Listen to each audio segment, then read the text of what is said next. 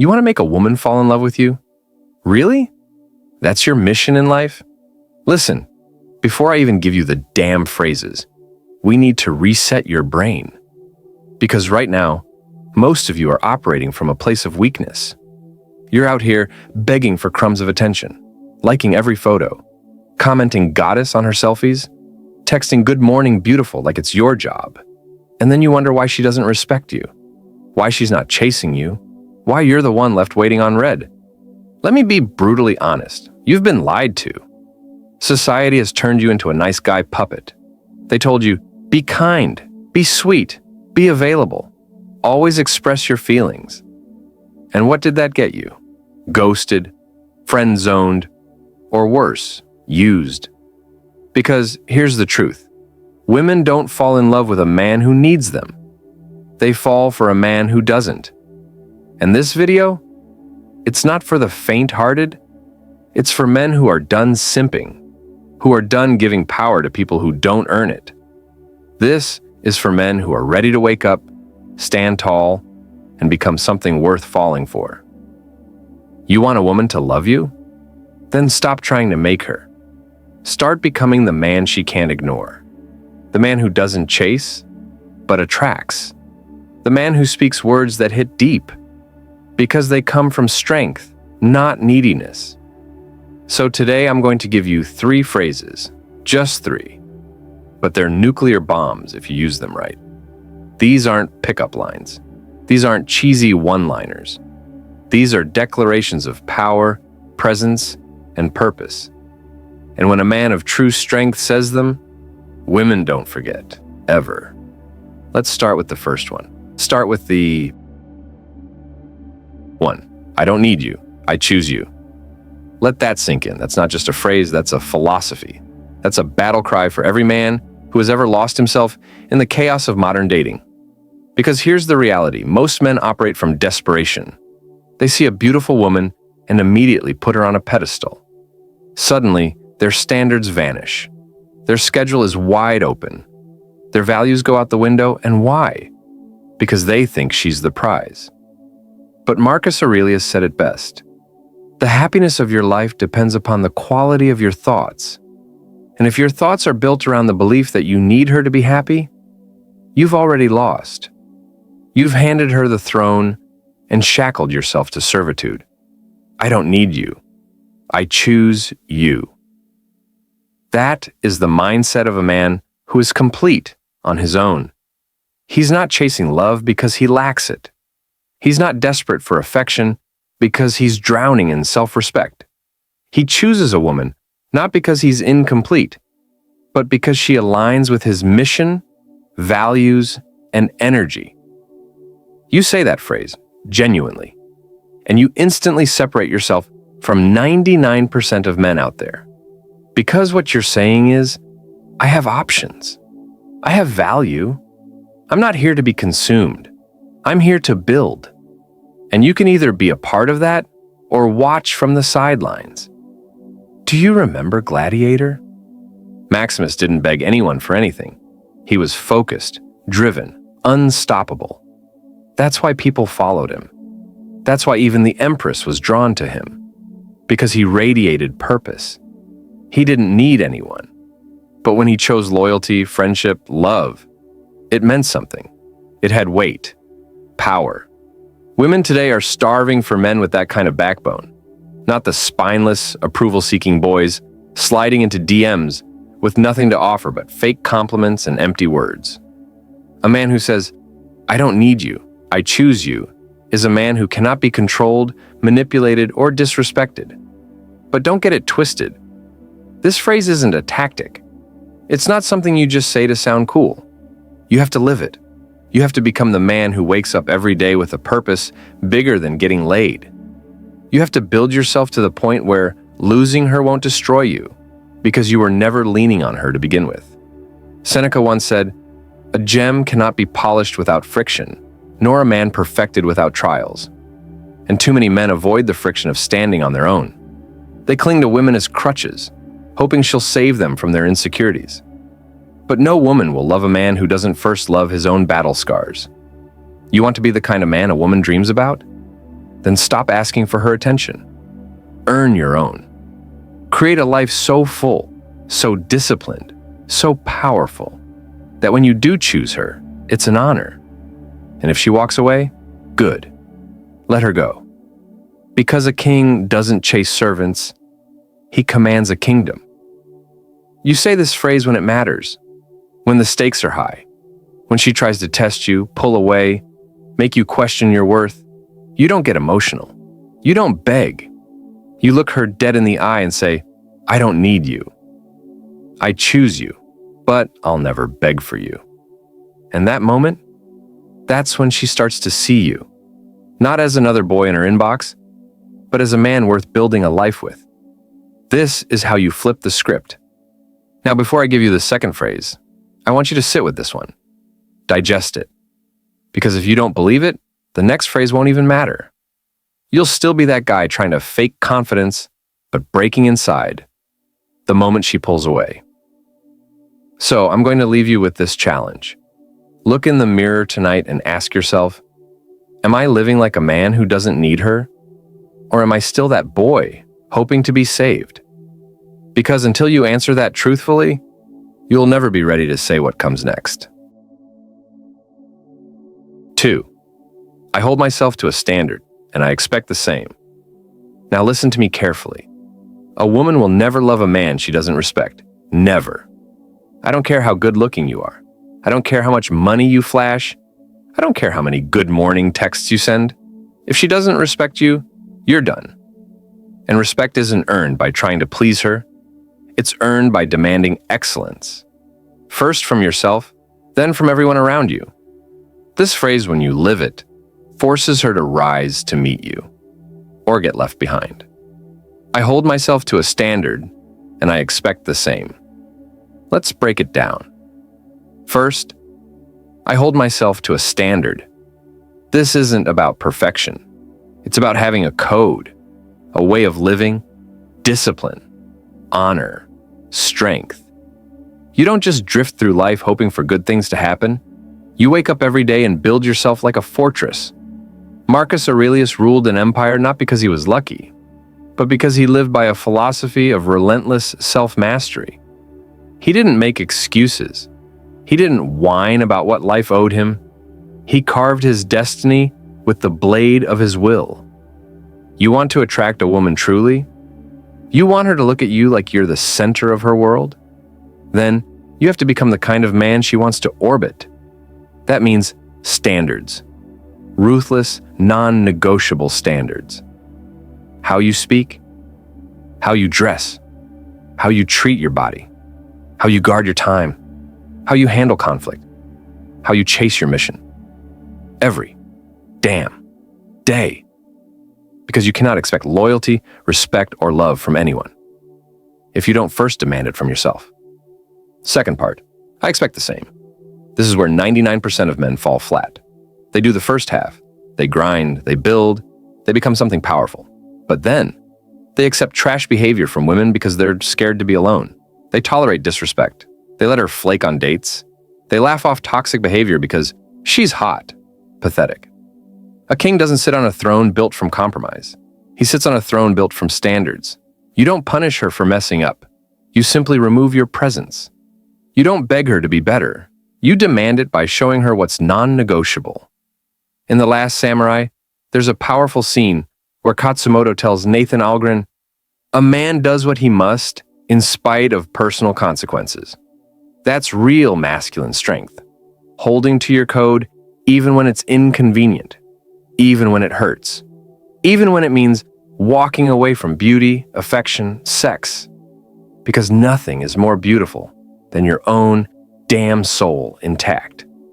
And guess what? When you start living this way, something incredible happens. The right women will rise to meet you. They will shed the games. They will drop the manipulation because they recognize true value. They recognize a man who won't lower himself to be liked. And deep down, every woman craves a man she can trust, not one she can control. You think Cleopatra fell for Julius Caesar because he wrote her poetry? Number. She fell for him because he walked into Egypt like he already owned it, because he didn't need her to validate him. He held himself to a standard, conquering nations, and he expected that anyone in his inner circle matched that fire. You want to be the man women dream about when they lay awake at night? Then your energy, your presence, your life must demand one thing: match my energy or be left behind. No drama, no begging, no chasing. Just pure, unapologetic standards. Now, here's the catch. You cannot just say this phrase. You have to live it so ruthlessly that it bleeds from every word you speak and every move you make. If you tell her, I hold myself to a standard, and then you show up late, get sloppy, accept disrespect, she'll smell the weakness. And once she smells it, it's over. You can't unsmell weakness. You can't unsee the collapse of a man's spine. You have to embody your words. Your actions must scream them without you even opening your mouth. You want practical advice? Here's what you do starting today. 1. If she disrespects your time, walk away. 2. If she plays games, call it out once, then disengage. 3. If she challenges your standards, let her go without hesitation. 4. If she tries to test your resolve, stand firm without anger. Because emotional men lose women. Disciplined men keep them. And the beautiful paradox? When you stop tolerating disrespect, you stop attracting women who would disrespect you. You start attracting women who want to be better for you. Women who want to impress you. Women who see you as the rare, dominant, powerful man you are becoming. Remember, you're not a shelter for broken, chaotic energy. You are a fortress, and only those worthy of the fortress get through the gates. Now, some of you might be thinking, but what if she leaves if I'm too demanding? Good. Good riddance. Because if she can't meet your standards, she was never capable of loving you the way you deserve. Seneca said, it is not she. 3. You're free to go, but you'll never find another me. That's not arrogance. That's truth. If you've done the work. That line? It's a sword that cuts through any emotional manipulation. It ends every argument. It stops every test dead in its tracks. Because it communicates the one thing most men are terrified to admit. You don't fear loss. You see, every weak man is terrified she'll walk away, that she'll stop loving him, that she'll cheat, ghost him, find someone better. And that fear, that pathetic, crawling fear, leaks out in every word he speaks. It stains his compliments. It taints his love. And she feels it. Women have a sixth sense for it. And when she smells that fear, that's when she starts pulling away. Not because she wants to hurt you, but because she can't respect you anymore. Respect is oxygen for attraction. Once it's gone, it's only a matter of time before she stops breathing your name. But when you say, you're free to go, but you'll never find another me, and you mean it, you've just ripped that fear out by the roots. You're telling her, I'm not here to trap you. I'm not here to beg you to stay. The door is always open. But don't you dare forget what's standing in front of you. It's freedom and power rolled into one. Epictetus, the great Stoic philosopher, said, freedom is the only worthy goal in life. It is won by disregarding things that lie beyond our control. What does that mean in your relationship? It means this: her love, her approval, her loyalty, it's all beyond your control. So stop trying to control it. You give your best. You live with strength, discipline, and purpose. But the outcome? Whether she stays or leaves, you detach from it. Because your worth isn't tied to her decision. It's tied to who you are when she's not in the room. You're free to go, but you'll never find another me. This isn't a threat. It's not a manipulation. It's a declaration of non-attachment. If you've done the work, if you've built yourself, if you've been loyal to your mission, if you've carried yourself like a damn king, then yes, it's true. She won't find another you. Not in this lifetime. Maybe not ever. Let me give you a modern example. You ever watch The Dark Knight? There's a scene where Bruce Wayne, as Batman, lets Rachel go. He knows she loves someone else. He doesn't cry. He doesn't beg. He just continues his mission. And what happens? She still loves him. Because a man on a mission, a man who isn't defined by a woman, becomes the most magnetic force on earth. But the moment you need her, you lose her. The moment you beg, you become forgettable. So you say this phrase not from anger, not from ego. You say it from clarity. You're free to go, but you'll never find another me. Because what you've built, the discipline, the loyalty, the emotional control, the strength, the vision, it's not common. It's not easy. It's rare. And deep down, women know how rare it is. Now let me be very clear. This phrase only works if you're living like a man who can back it up. If you're still skipping workouts, still watching porn every night, still chasing validation, still letting life beat you like a drum, then no, she will find another you. In fact, there are millions of you. But if you're one of the few, one of the men who rises before the sun, one of the men who reads instead of scrolling, one of the men who trains his body, sharpens his mind, and refuses to be emotionally reactive, one of the men who walks away from chaos, not toward it, one of the men who builds in silence without applause, because the mission is bigger than the ego, then yes, you are irreplaceable. And when she senses that energy, even if she walks away, she remembers you. Long after the noise fades, long after the other guys fail to match your frame, you become the one that lingers in her mind, the one she measures others against. Because you didn't beg, you didn't chase, you didn't compromise your soul to keep her. You stood tall, and you let her go with strength. That's real power. And power is what women fall in love with. Not the flexing kind, not the loud, insecure kind. The quiet, immovable kind. The man who can say with full conviction, "You're free to go, but you'll never find another me." And she believes it, because it's true. Now let's bring it all together.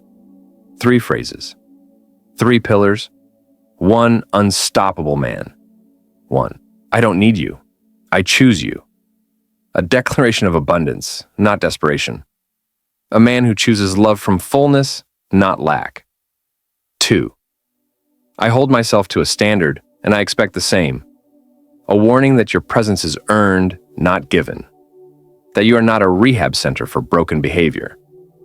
3, you're free to go, but you'll never find another me. The seal of emotional control. The final proof that you are a man who values freedom over control, power over neediness, and legacy over momentary affection. You live these phrases, you don't chase love, you become love. You don't lose sleep over women. Women lose sleep over you. Because the game isn't about finding someone to fill your emptiness. It's about becoming so full that only the worthy can sit at your table. This is what masculinity looks like. This is what strength feels like. And if you're ready to walk this path, not just watch videos, not just quote stoics, but live it, then welcome to the brotherhood of men who don't fold. You want her to fall in love? Then be the man who says less, but means every word. Be the man who can walk away at any moment and not look back. Be the man who doesn't just speak power, but is power. And remember this as you go back into the world. You don't have to prove anything to her. You only have to prove it to yourself. The rest will follow. If this woke something up in you, if this shook the simping out of your soul, then hit that subscribe button right now. Because I'm not here to entertain. I'm here to build warriors. And this is just the beginning.